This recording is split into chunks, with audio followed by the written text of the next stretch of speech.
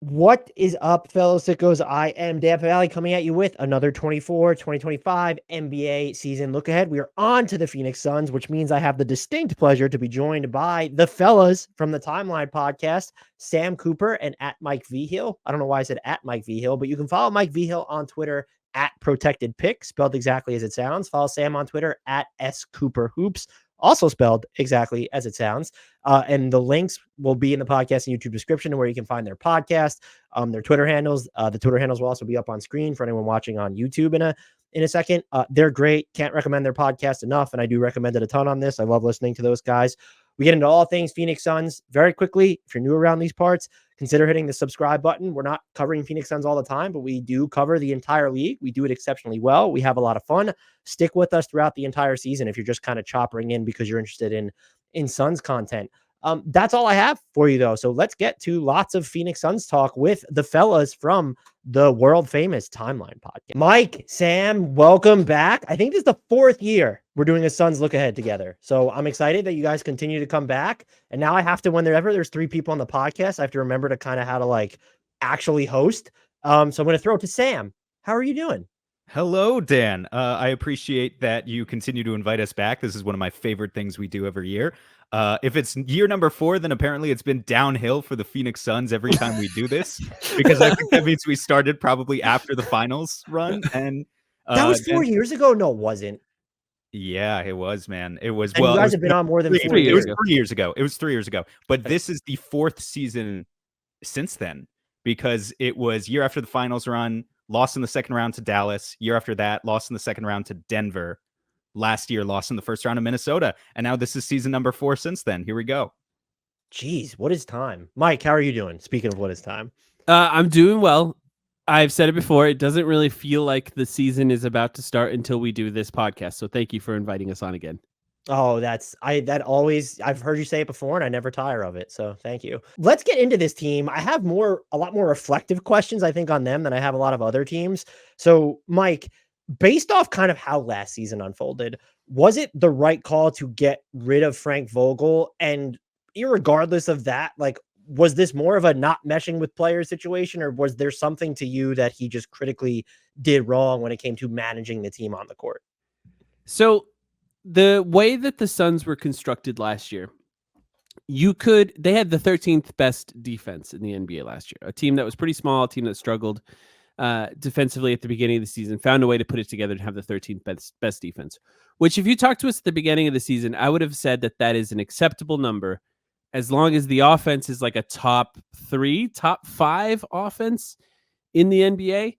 But surprisingly, the offense was a big problem for the Suns, a team that has potentially 3 offensive superstars, if you want to call them that.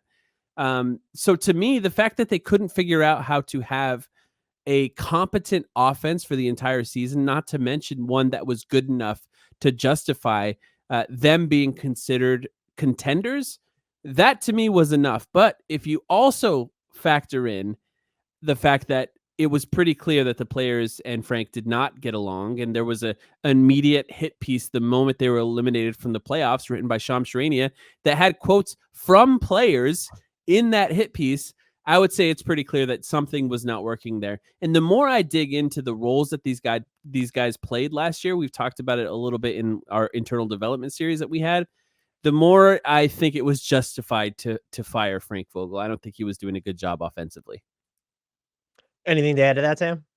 Well, no, I agree with everything Mike's saying. It's unfortunate that we've had to go through this process 2 years in a row. I guess that's all it is. And I wouldn't say that I have anything particularly insightful to add there. Budenholzer is going to bring a different brand of basketball, at least we hope. Stylistically, there will be some changes.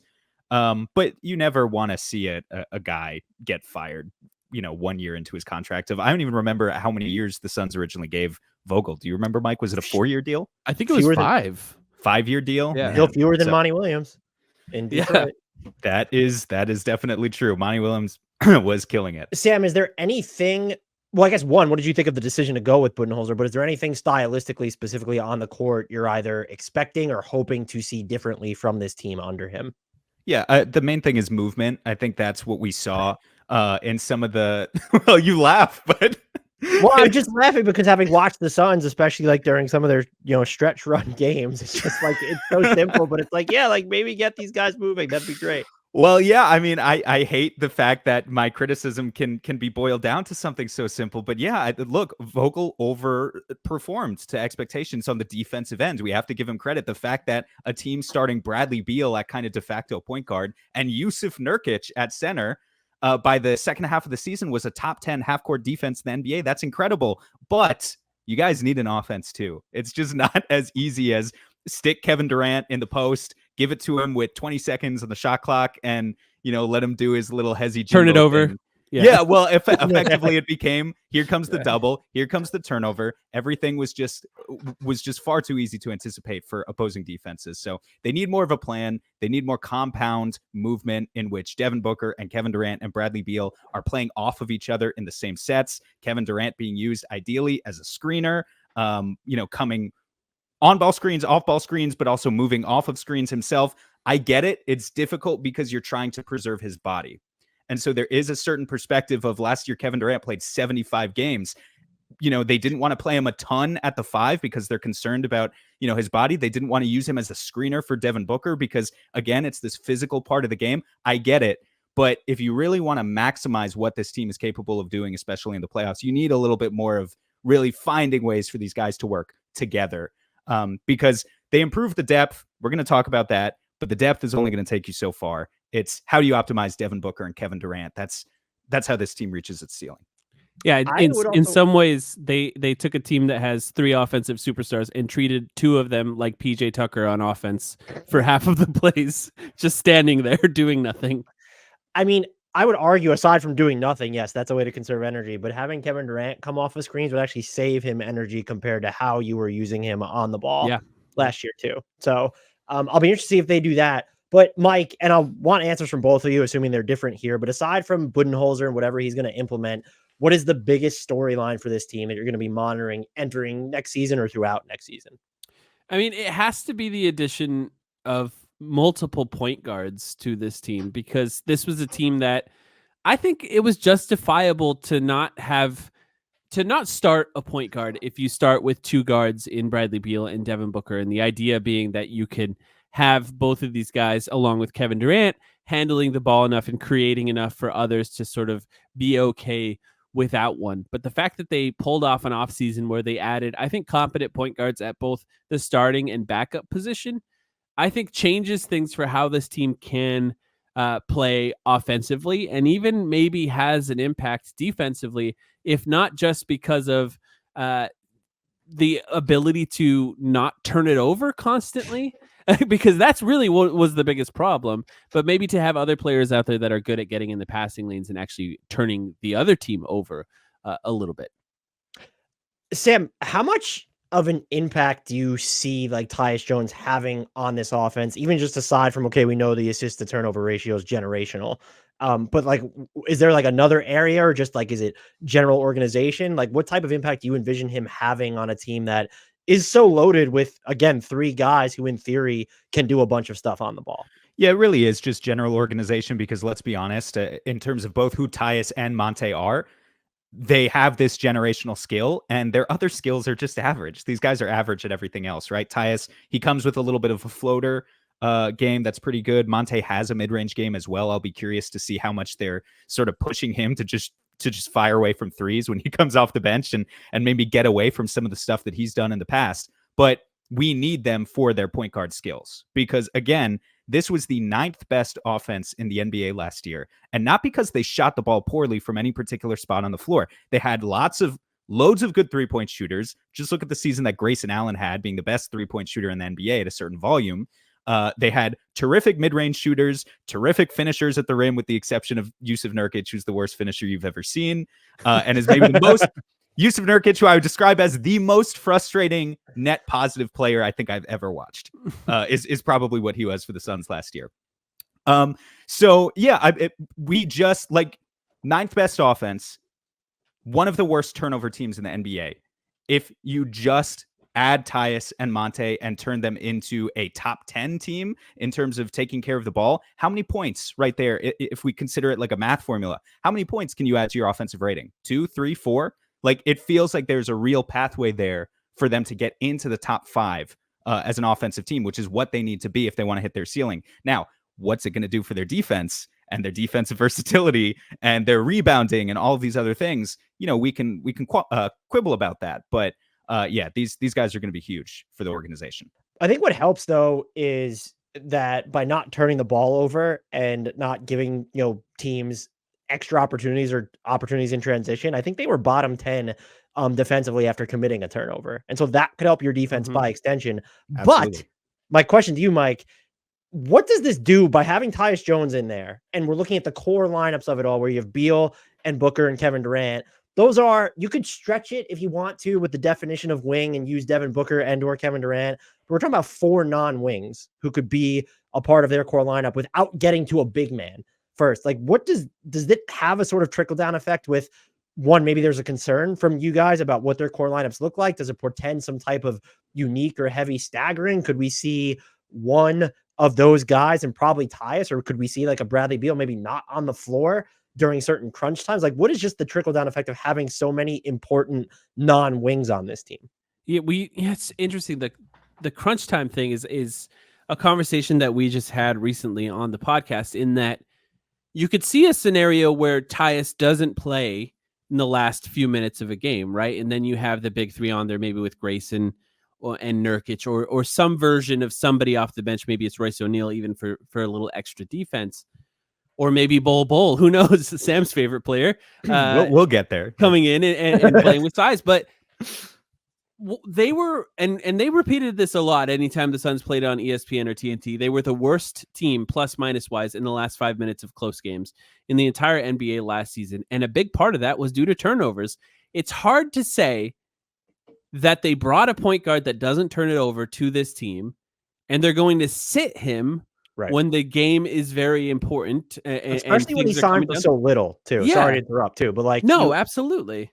It's just true. So it does have somewhat of a trickle down effect. We even had the conversation of, would this team be better? And look, don't get me wrong, it's the middle of the summer, so we needed to come up with podcast topics, but we did have the conversation on our podcast of, does Bradley Beal need to come off the bench? Now, there's no way that that's going to happen. There's no way.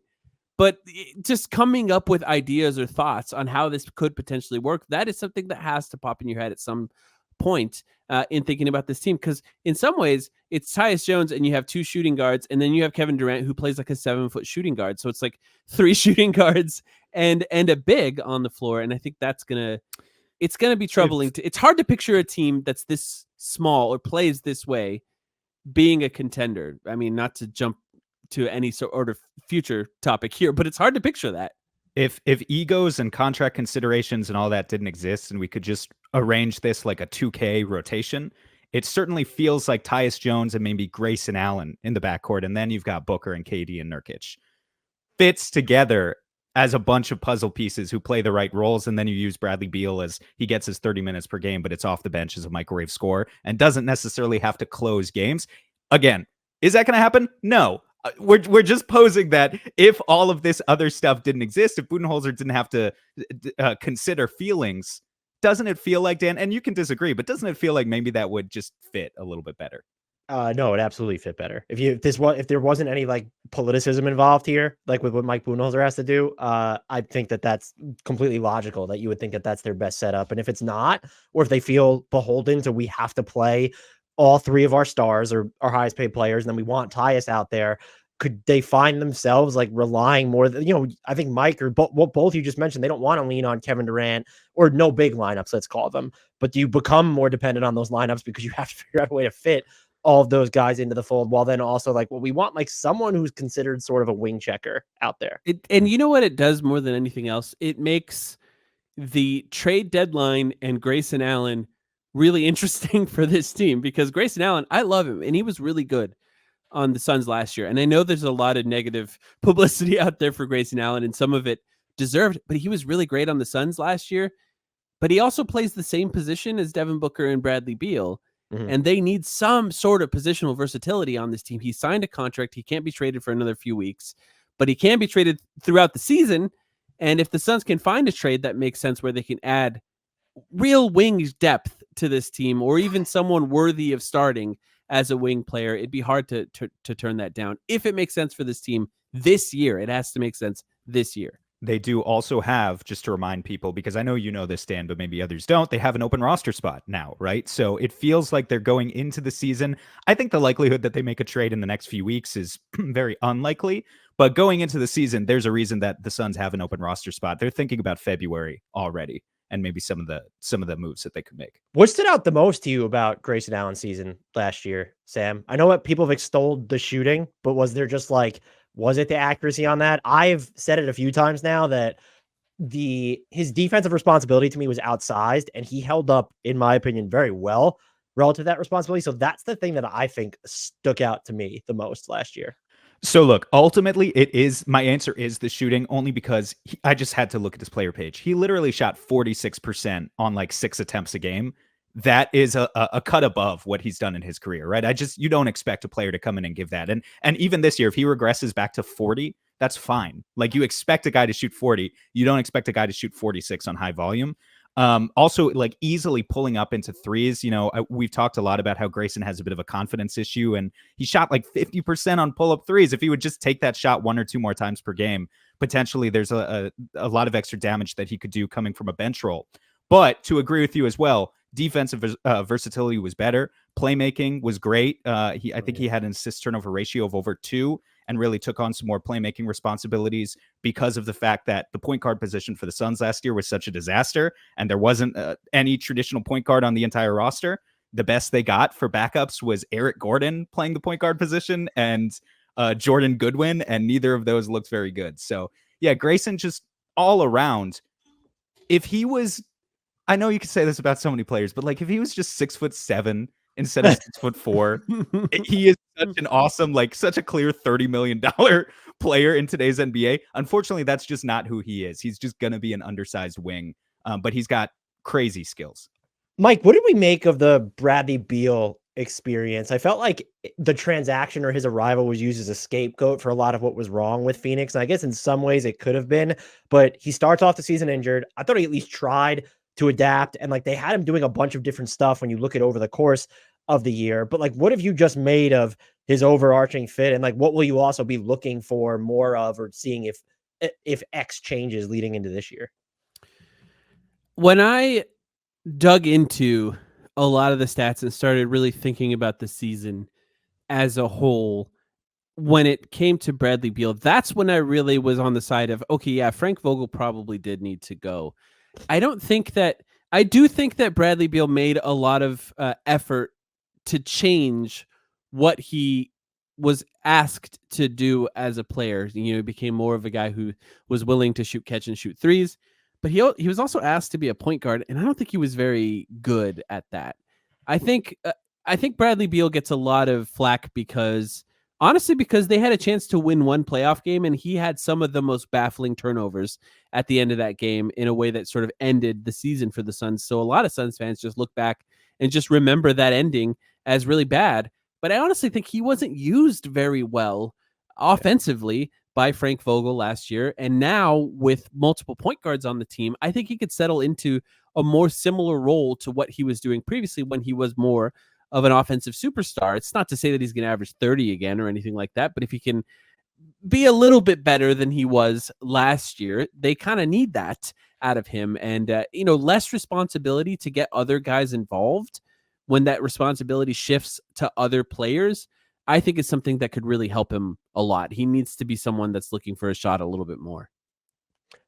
Do you think that, Sam, that there's going to be like a skeleton key that Mike Budenholzer can play to unlock him? Or is it like, I know you said you don't necessarily want to see him as the point guard, but it's kind of staggering him away from those lineups where we're talking about, okay, there's Tyus and there's KG and there's Booker. Is there like a secret sauce here that could help unlock Bradley Beal in the larger context of this team? Well, the secret sauce might just be asking him to take a bit of a back seat and chill out, dude. Like, we don't need you to initiate these plays. We're going to put you in the same lineup as some other really, really talented guys, and we're going to ask you to attack the second side, after the play already breaks down a little bit and the defensive rotation is coming, and you can attack the open gaps. I think, in some ways, that's a context that Bradley Beal should be it's not that much of a transition for him. He should be used to playing like that, back to, some of his early Washington days. It might just be the fact that his days being treated as a real superstar are behind him, unfortunately. And, that's something that hopefully he can make peace with. But I don't think the expectations for Bradley Beal after the extraordinarily tragic playoff series he had, I don't think those expectations are really that high. I think the expectations are very high on Kevin Durant because he's Kevin Durant and all that his legacy, quote unquote, means.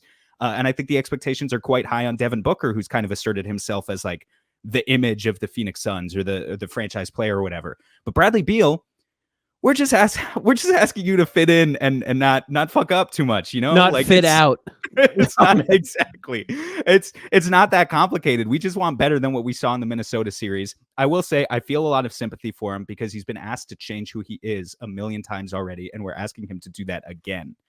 But ultimately, the Suns need him to be mostly a role player this year. He's absolutely talented enough to do that. He just needs to stay healthy.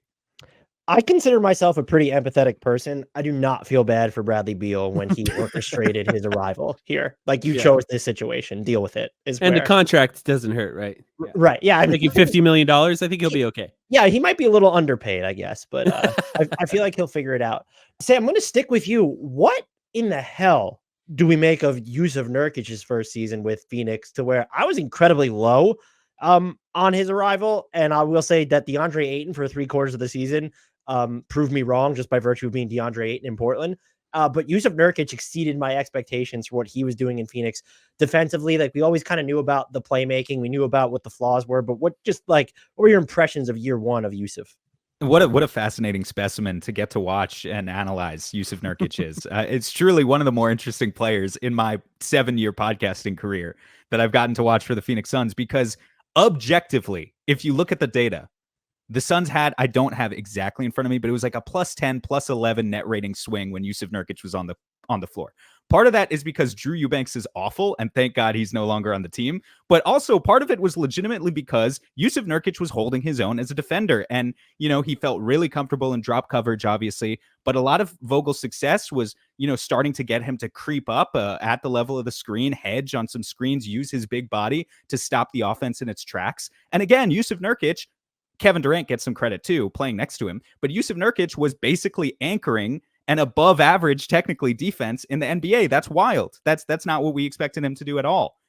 The offense is hard, man. The finishing is hard because you have I can't pull it up in front of me, but his free throw percentage tanked because of a thumb injury halfway through the season.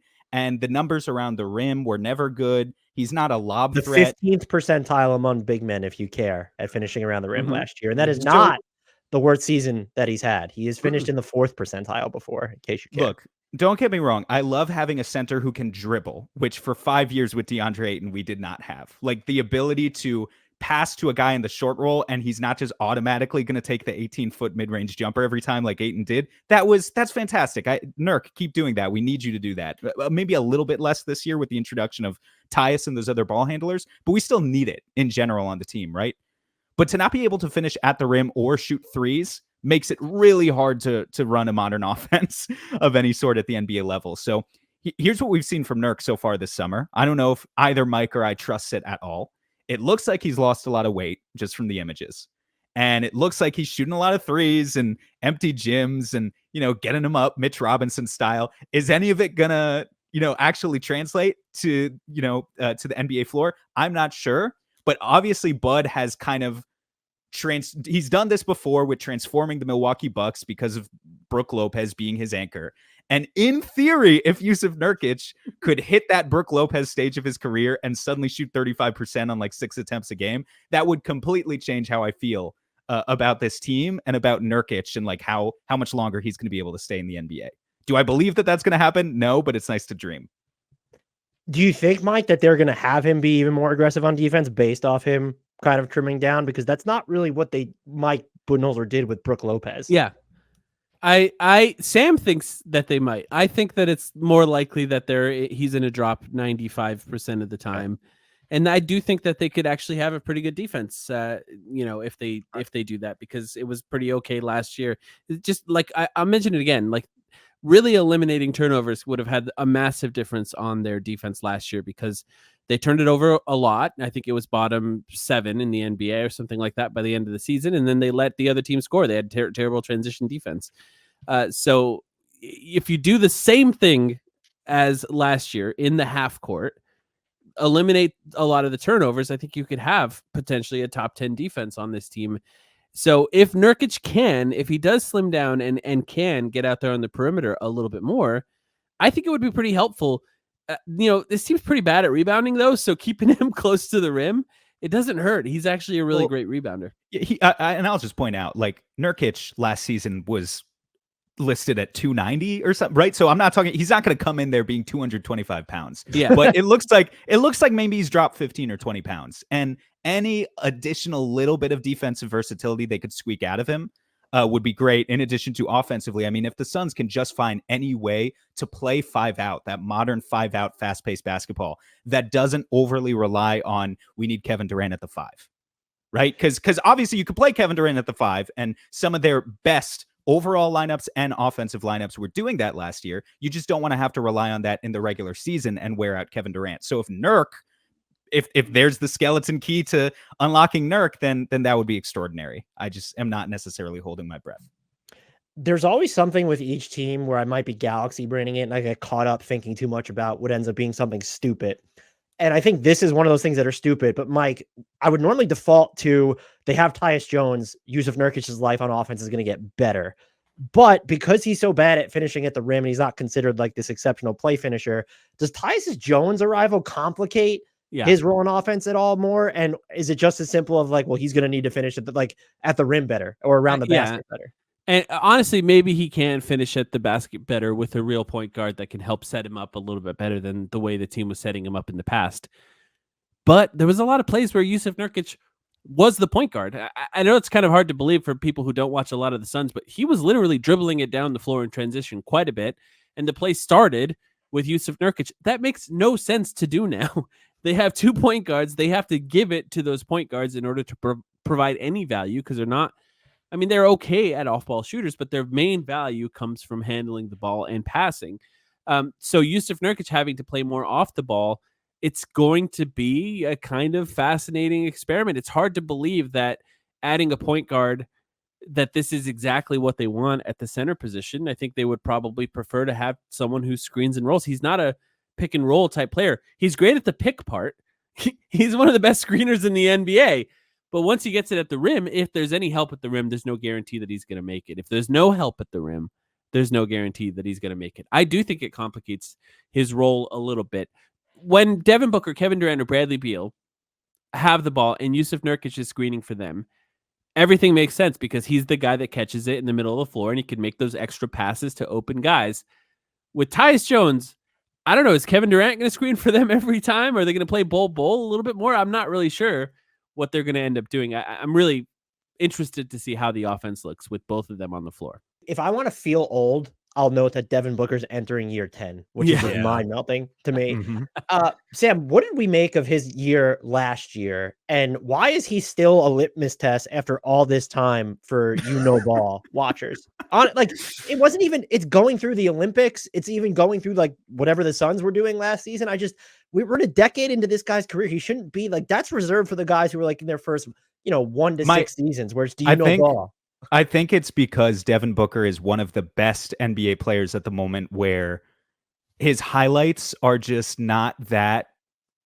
Not that they're not fun to watch. I obviously love watching Devin Booker highlights and all the, Hooper stuff, but like he's not out there jacking up Steph Curry threes and he's not dunking like Anthony Edwards. And so I think for a certain type of casual fan, there's no way to get it out there that Devin Booker really is that good, except for maybe finally sitting their asses down and forcing them to watch the Olympics and realizing that, oh, he actually is that good. Right? I can confirm, though, that didn't work because 50% of the we covered Team USA for Bleacher Report's like streaming stuff.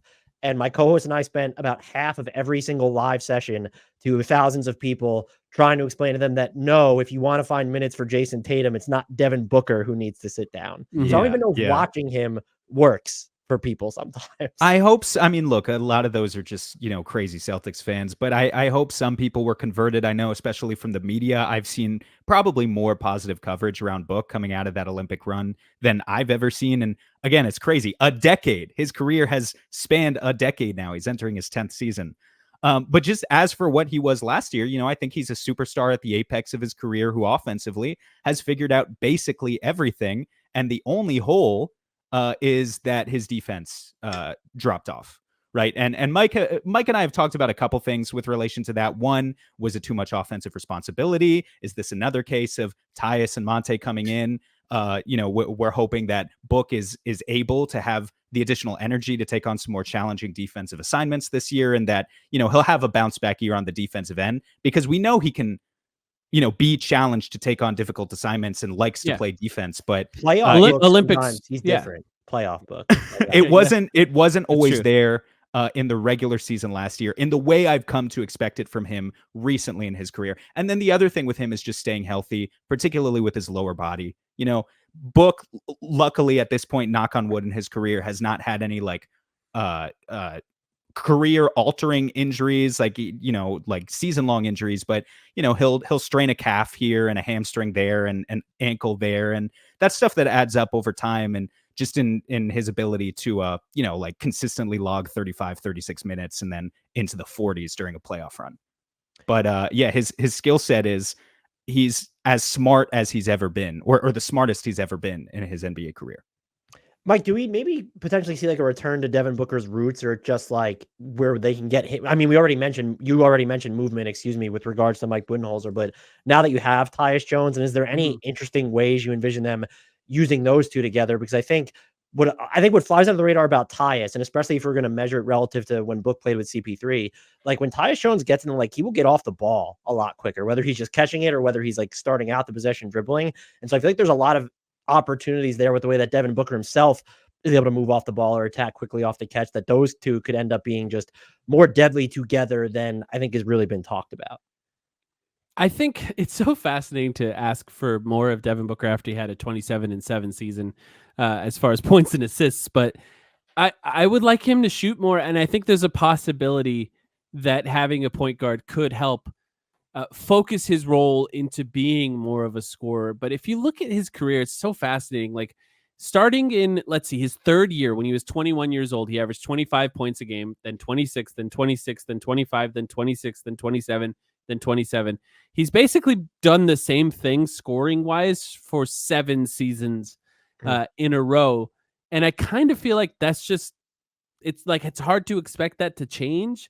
Maybe there's a year where he averages 29 or something like that. Maybe this is the year when he has the kind of players around him to help clarify that role a little bit. But I don't really think so. It's just more for him.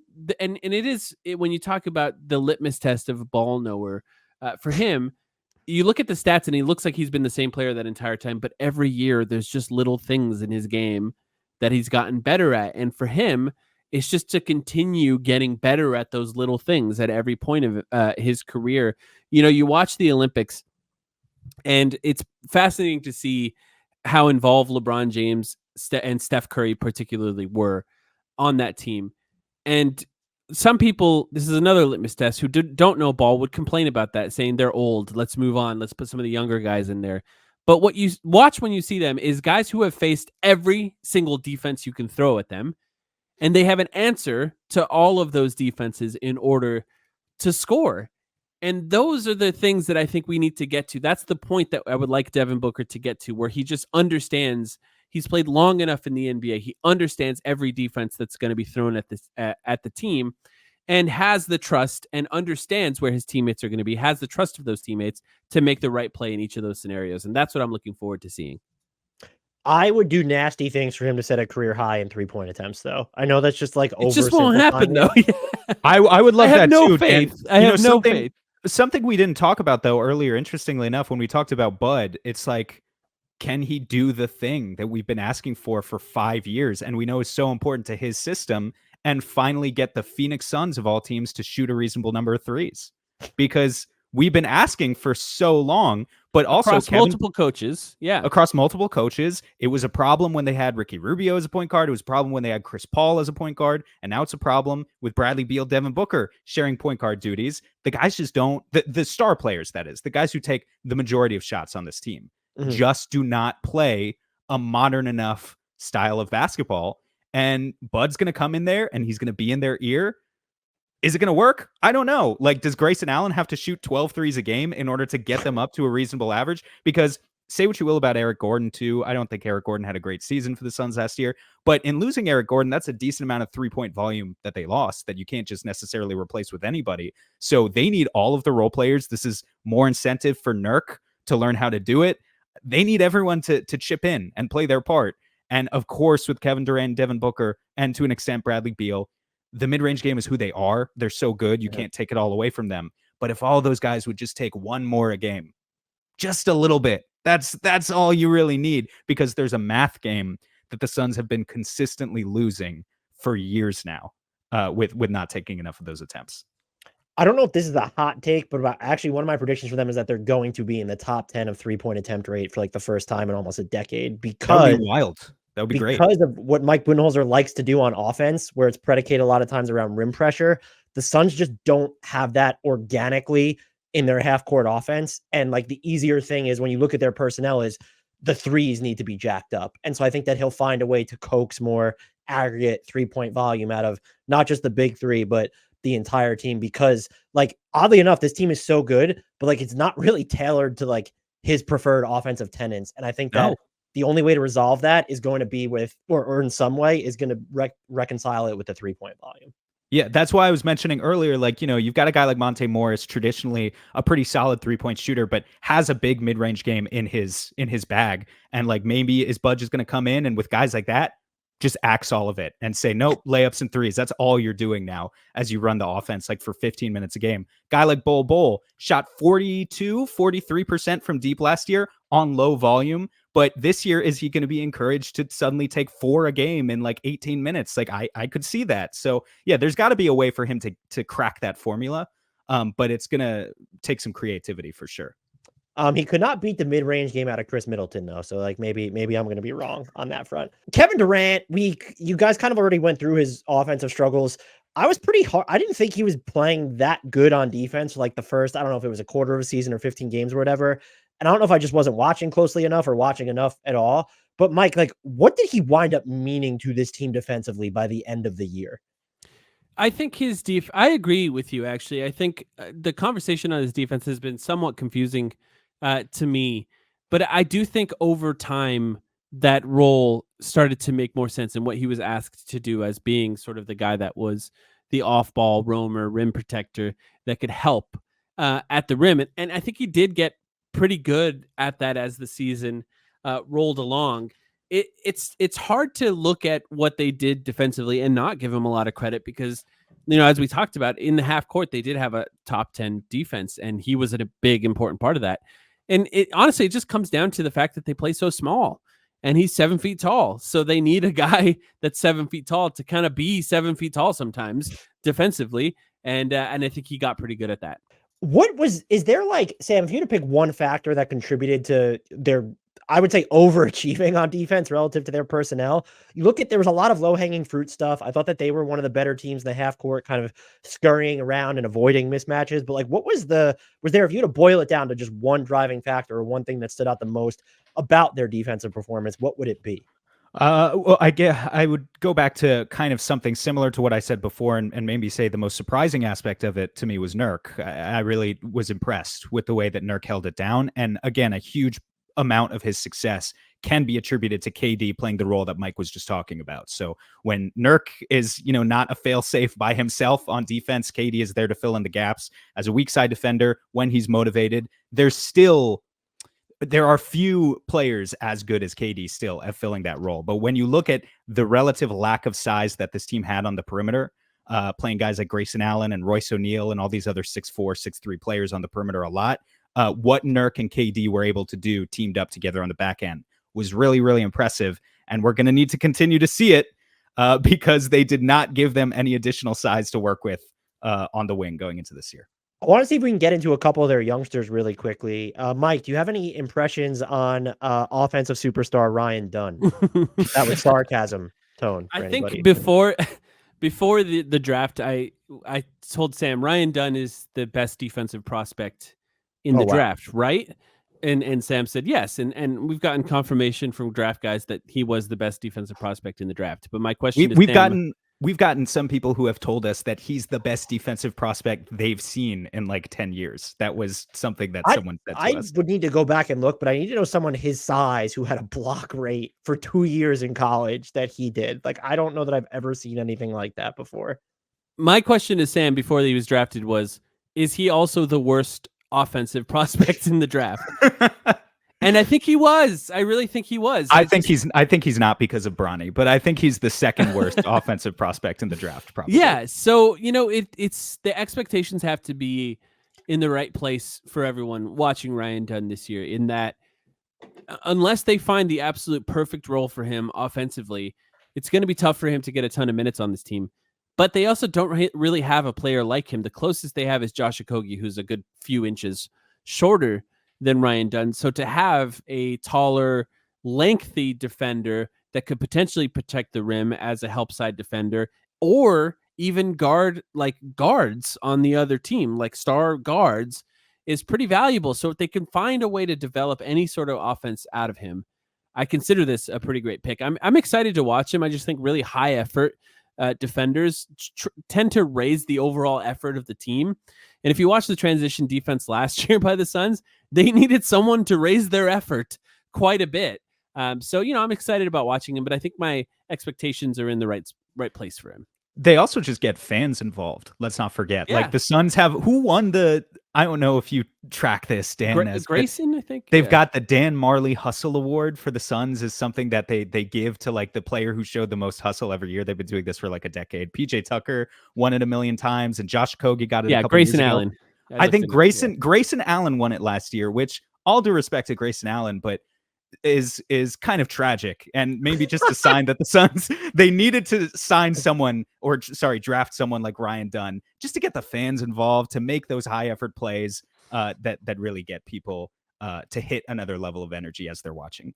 Add some like variable cadence to the way they could play full floor. I know they play a little bit faster, I think, than people understand, but like that's just someone who will get up the floor based off what little I've seen from him. Sam, any early impressions on I've fallen in love with him, Oso Ighodaro? He's going to be starting by season's end. No, I'm kidding. But look, you said last year, you both told me to go watch more closely Toumani Camara film afterwards. I did, fell in love with him, and the Suns traded him. Yes, so they did. And he was fun last year. Another tragic offensive prospect, though. That's why I'm still worried, because it's not we're recording this still a month before the season actually begins. And look, you never know.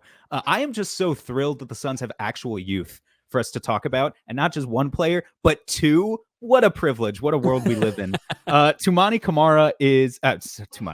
Ighodaro is going to be really interesting. I am worried. I'll just be frank. I'm worried about his ability to like actually play center at the NBA level, at least as a rookie, until he adds like 20 pounds. We know he brings some of the vertical gravity, which is great. That's something Nurk absolutely cannot do. But can he rebound? Can he be an effective defensive rebounder? Can he actually play in drop coverage against bigger bodies? I don't know. We're going to see it. We're going to see it eventually. But the short roll stuff is real. He was playing that Nurk role in Summer League, where he was the guy dribbling the ball up the floor and essentially being the point guard. And honestly, his playmaking chops already were really impressive, even at the Summer League level. So Oso has, how would I put it? I would say like, Ryan Dunn, there's a reason that Dunn was drafted 15 spots ahead of Oso? Mm-hmm. But I could see a world where, especially because the Suns only have two other bigs, they've got Nurkic and they've got Plumlee. I don't know. I could see a world where Oso is actually playing real minutes kind of on this team before Ryan Dunn. Mike, do you disagree with that? No, I think that makes sense just from the depth conversation alone. I don't think Bol Bol can play center I just don't think. Ask about Bol Bol already, Dan. What do we? It's the next question on my outline, Sam.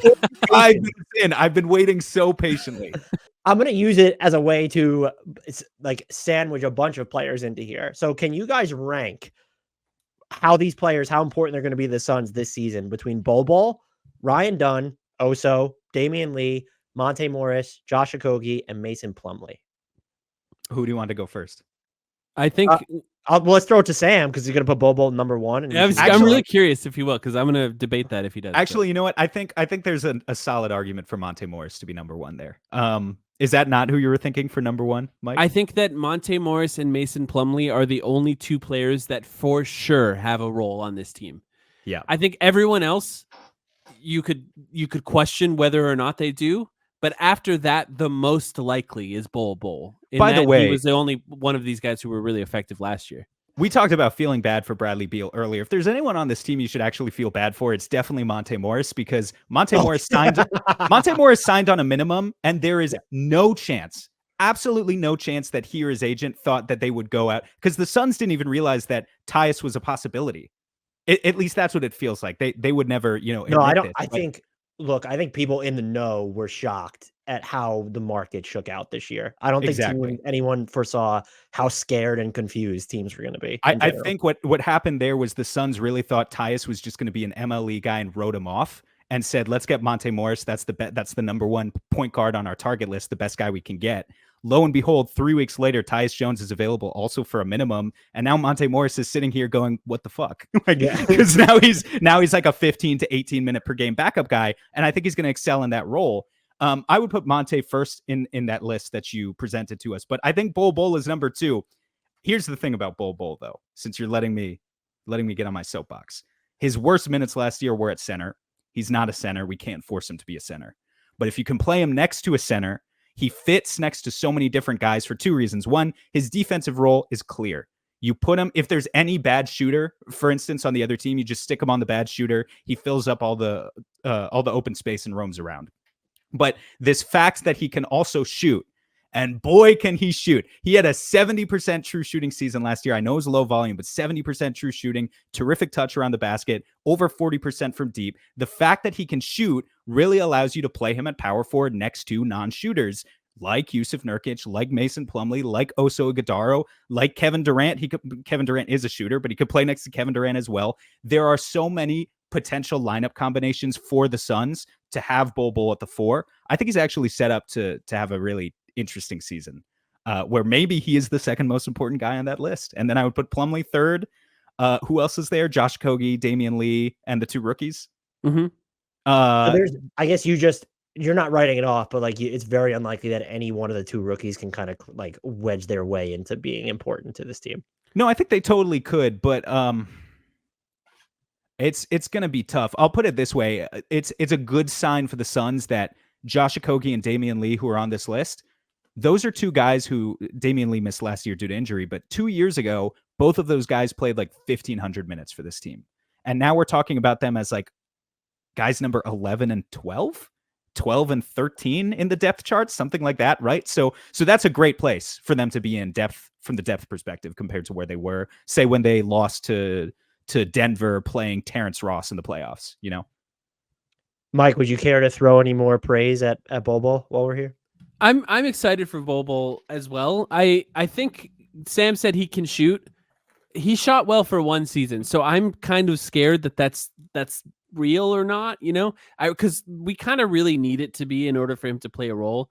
It was interesting to watch him last year because he was really great, and there were times where he was changing games when they put him in off the bench. First of all, the crowd loved him, but also his defense really, really made a difference. And if you play him, Kevin Durant, Bol Bol plus a center, that's huge. That's a massive, massive lineup. It's the only way for the Suns to play big. But he still couldn't play in the playoffs. I think maybe Vogel probably should have tried him, but he still couldn't really play in the playoffs because it's hard to rely on his defense for long stretches against great teams. So I do wonder, we just really need his shooting to be great. If his shooting can be sustained at 40% 3-point shooting, then he has a role in the NBA and could potentially have a role in the playoffs. He's the Pokemon evolution of Michael Porter Jr. Congratulations. I think was gonna say he's based off how I expect Bud to use him defensively, and even how the Suns used him last year, especially like post February or whatever it was. He's gonna. Well, actually, I'm expecting now Sam to call him Giannis with a jump shot. yeah, Giannis with a bag. That's what he's gonna be. God, I hope no Bucks fans listen to this. I just want to also say 77% free throw shooter over the past 2 years combined when he's played actual minutes with Orlando and Phoenix. So, it's good to have, it's a privilege to have bigs who can actually make their free throws. Does that mean that the 3-point shooting is real? No, not necessarily, but I think it's just, another data point of evidence in the Bol Bol camp. If he's going to be playing a bunch, whose role does that impact the most when you're looking at the reserves? I guess Mason Plumlee's in that regard. I don't think if we look at the five, like let's say Bud does something really simple and just wants 5 guys all at different positions, runs a 10-man rotation. There's a really natural group of 5 guys of Monte Morris, Grayson Allen, Royce O'Neal, Bol Bol, and Mason Plumlee. And that's one guy at each position. And they all naturally fit into those roles. It's Josh Okogie in the past. Now, if you want to throw in Josh Okogie, or if you want to throw in Ryan Dunn or Oso, now you got to figure something out. It becomes a little bit more difficult. But I think the 5 most talented players off the bench are Morris, Allen, Royce, and Plumlee, all 4 guys who literally have been starters in the past. And then your wild card is Bol Bol, the upside guy. Are you guys ready to enter the cookie cutter dead sprint portion of the podcast? Sure. Is there anything about this team that's flying under the radar that we haven't talked about that you think needs to be discussed? I honestly think the change from Frank Vogel to Bud maybe is a little bit underrated by people who didn't watch much of the Suns last year. I think that's a bigger change than people are realizing. Sam, anything else? I'm inclined to agree with that. Something we're underrating about this team. I think this team has a target on its, not even a target on its back. It's just, I feel like not a lot of people are currently thinking about this team really as deserving to be in the upper echelon of the Western Conference. And I can't say I blame anyone for feeling that way, but they need to get their offensive juice back. Hopefully we see it if they want to get back into the top 4. Sam, you have the ability right now, before watching any games, to address one need on this roster. What is the specific need that you're addressing? God, they need wing size. They need wing size. I mean, if I could just take Royce O'Neal, honestly, and just add 4 inches to his height, then that's what I would do. It's Dorian Finney-Smith. That's who that is. So here's the thing. I want wing size, but I don't want to trade Grayson Allen to get it. So that's why this becomes basically an impossible task. And I also don't think, unfortunately, that Jusuf Nurkic has any trade value. This is something we've talked about before, Dan. So yeah, it's one thing to want things, and it's another thing to get them. We don't always get what we want. And this is a conversation that we're going to be having ad nauseum until February. Can the Suns add more size? To what extent do they need size to succeed against bigger teams in the playoffs? Do you, Mike, not that you expect, but do you think this team is serious about they would put their 2031 draft pick on the table? I have zero doubt that they would. Yes, I have zero doubt. Would you trade that pick for Tari Eason and Dylan Brooks? Oh, Dylan Brooks. That's interesting. Who's going to? They can't. I think it would have to be Grayson. Or actually, Dylan Brooks, I forgot, makes too much money. But my thing has always been that I want Tari Eason on this team, and that the Houston Rockets have already kind of shorted Phoenix's future. So why not continue to do so? Oh no, Tari Eason would be fun, but you're saying, I don't think we can get Brooks. So I mean, theoretically, I don't think I would do that. Well, actually, you know what? I probably would. I would do it, but again, I'm not watching all 83 of 82 Suns games a year. So it's just tough because Grayson was the most consistent guy last year. If we're talking about transition defense, there's so often that somebody scores at the rim on the other team against the Suns, and the only one running back is Grayson Allen. And it's tough to want to trade that guy. That's what got him the Dan Marley Hustle Award. This team is at full strength. We've kind of gotten into this a little bit, but Sam is what does the top 10 rotation look like at full strength? Yeah, it's so the starting 5 is Tyus Jones, Bradley Beal, Devin Booker, Kevin Durant, Jusuf Nurkic. First 5 off the bench, like I just said, is Monte Morris, Grayson Allen being the first one off the bench, but it's Monte Morris, Grayson Allen, Royce O'Neal, Bol Bol, Mason Plumlee. I'm doing it in order of position, right? Point guard through center. Those are the 10 guys. and everyone else has to prove it. Josh Okogie, we've given you a lot of minutes in the past couple of years. We even gave you a contract extension so that you're now a lot of money. so that you're eligible to be traded mid-season here potentially. No more pity minutes for Josh. I love Josh Okogie. He's really fun to watch, but no more pity minutes. You need to be able to shoot if you want to prove that you can be on the court. Damian Lee, I think, is a great shooter, but he's not going to be guaranteed any minutes. And then the two rookies, I would love for one of them to shove their way into that rotation somehow. But it's not going to be an inevitability for either of them. Mike, I think for this team more than most, the crunch time stuff will be very matchup dependent. But if I force you to choose, and I am forcing you to choose, what is going to be their go-to crunch time lineup? I think it'll probably be the starting five. Okay. I would not mind a scenario with Kevin Durant at center a little bit more, but I don't think they're going to do that in the regular season very much, just because Kevin Durant's getting up there in age, and it's hard to play center a lot. When KD plays at the 5, because I do think they're going to do that.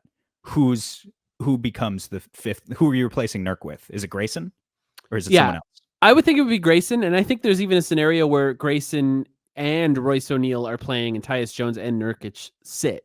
Yeah, so it'd be Devin Booker, Grayson Allen, Royce O'Neal, Kevin Durant. Yeah, I think that's your best Kevin Durant at the 5 lineup. By the way, is the one that you just mapped out. That's your most. I mean, again, we talk about these guys are like 6'4", and how great would it be if they were all 6'7"? But look, that's just the NBA. That's your most switchable lineup for sure. It's also one of the only 5 out lineups you can create on this team. Right. It's 5 out. It's switchable. That's your let's try and play a little bit like the Celtics lineup. Yeah. Sam, we'll start with you. Is there a funky, weirdo, offbeat lineup you would like to see this team try? Yeah, give me Ryan Dunn, Bol Bol, and KD in the same front court. That would be fun. So it's just wreak defensive chaos everywhere. And I don't know, maybe that lineup would need like a point guard like Tyus or something too. But I want length. Ryan Dunn, can he do anything offensively? I don't know. We're gonna find out. But his defense to offense would be really fun. I know Bol Bol can do that. I know KD can do that. Putting all those guys, assembling them into the same unit. What's the net rating going to be? I have no idea, but I'm going to have fun every minute watching that. Mike, do you have one? Honestly, it's hard not to put Bol Bol in them, but some sort of Ryan Dunn, Bol Bol, KD lineup is exactly right. I think you can find a scenario where Ryan Dunn essentially gets to play center. He's the guy like setting the screen and rolling to the rim, and you don't have to worry about him shooting because you potentially have 4 other shooters around him. And then you just try to see how good that defense could potentially be and just roll with that and give it a try.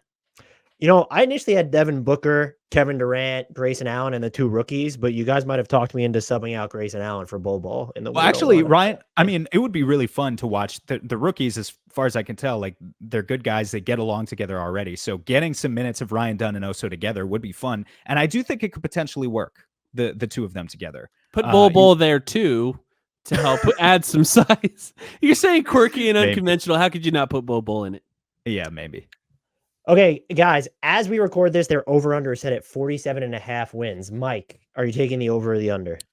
I would take the over. I think that it's Coach Bud, and he just wins a lot of games in the regular season pretty consistently, so it's tough to take the under on that, but they won more last year. They won. They're going to be better. Yeah, this is weird. I wonder what the rationale is behind lowering their total compared to last year. My thought, I think Memphis is going to be better. Like, I think I get it. My theory is just that it's Memphis coming for vengeance, in addition to the bloodbath that the West already is. What's OKC's over under? Do you have that in front of you? Is it at like 72 and a half? 57.5. That shit is high. Yeah, it's high. But look, that's how good people expect that team to be. So there is some level of depletion in the West going on, where it's just like you're not expected to win a ton of games. That said, we won 49 last year, and I think our depth is just objectively better. So I would take the over on 47.5. Okay, Sam, this is not a portion for the rah-rah fans, but which teams in the West right now are you going to guarantee are better than the Suns? Or you and Mike, could you collectively come to an agreement there? Yeah, that's a good idea. Here's OKC. The thing, I would guarantee OKC is better than the Suns, and I have lots and lots of respect for other teams that have beat us in previous playoffs, the Minnesota Timberwolves, the Denver Nuggets. But if you ask me to guarantee that all those other teams are better than the Suns, I'm not going to do it. I think the only team I guarantee is OKC. I think I agree, because you could say Denver, because Denver has a better, top best player, but they have just taken beatings on their depth over the last few Denver- off seasons. And Denver then and Dallas, of course, Minnesota- made the finals last year. But I I don't think- know. It's tough to say. I don't know who I'll end up guaranteeing, but I think Dallas and OKC for me. I'm pretty high on Dallas at the moment, but I also think if you told me the Suns are just the best team in the Western Conference, I wouldn't bat an eye either. Yeah, I think They've got a low ceiling too, though, right? That's the thing. Yes, have, I think. I feel yeah. like we've got more variance here than maybe most of the teams. Yeah, you're low thinking floor. about Yeah, in the West. they could miss the playoffs, or they could be the best team in the West, and neither of those would be like entirely surprising. Guys, is there anything at all I didn't ask you about that you would like to discuss before I let you skedaddle? You always come to these so prepared, dude, that honestly, I think these are outstanding questions. And I think you covered it all. the one thing that didn't come up, and I appreciate this, don't get me wrong, this entire conversation, the second apron. So I appreciate the fact that we didn't have to talk about the second apron at all on this podcast, Dan. Thank you for that. Well, they didn't run and hide from it like a certain team in Colorado. So I applaud them for that. Mike, we'll start with you. Can you just tell our listeners quickly where they can find you and all the fantastic work that you do? And if you both want to plug the podcast, that's great too. Yeah, our podcast is called the Timeline of Phoenix Suns Podcast. You can find it on all of the audio podcast apps. Check it out. Subscribe. We cover the Phoenix Suns pretty exclusively, but we also have a podcast we just recorded about Adrian Wojnarowski and him retiring that maybe all NBA fans could find pretty interesting. So check that one out. And you can follow me on Twitter. I'm still going to call it that. @ProtectedPick is my name. Sam, where can the people find you?